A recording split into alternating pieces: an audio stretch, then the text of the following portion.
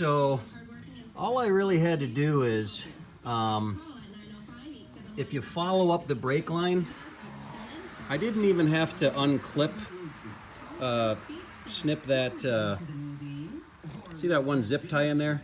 I didn't even have to unsnip it. All I had to do was just, the cable was right there. All I had to do was just pull it up on top of there. And it had just enough slack to yank down on that rotor and caliper, and then it just came right off the end of the shaft, and I was able to pull it out.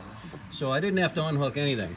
And then as soon as it was off the shaft, the rotor just slides right out. Of course, the rotor's right here in between the brake pads, and it just pops right out.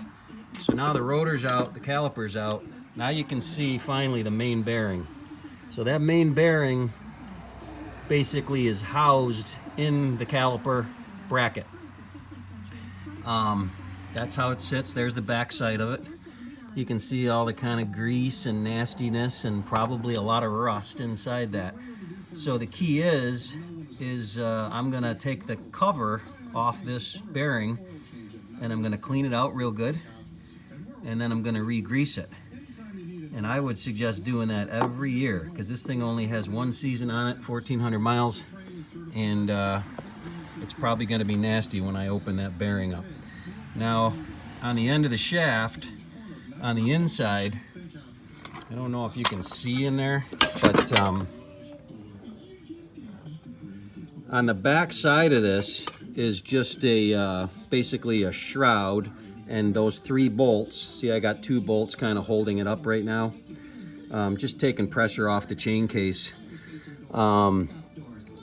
So that shroud on the back that the bolts go through, that thing, right, that rubber right in the very bottom, that's just like a seal.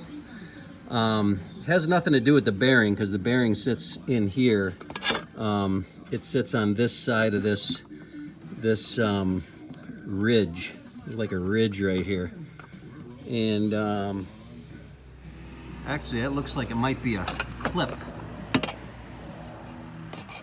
Yeah, that's a clip. That's a circlip. So that ridge is a circlip, and then the bearing sits right here, it runs right here. So you also want to check your bearing if your bearing has been spinning on the shaft.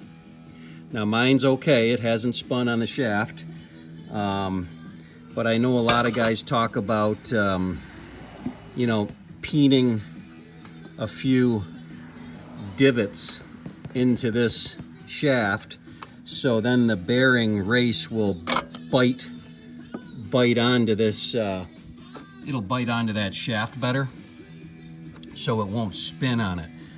The whole reason I'm doing this is to avoid that issue.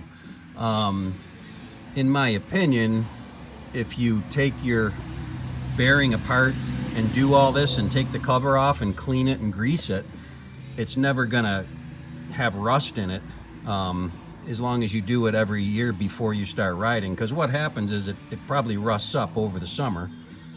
But if you take care of this in the fall like I'm doing now, and re-grease it, it'll be like a nice new bearing inside. So there's no reason it won't turn nicely, and then you avoid this whole problem with it spinning on the shaft like some of the guys are showing happening. Anyways, that's where I'm at now. I'll do another few pictures when I open this bearing up and show you how nasty it probably is inside. All right.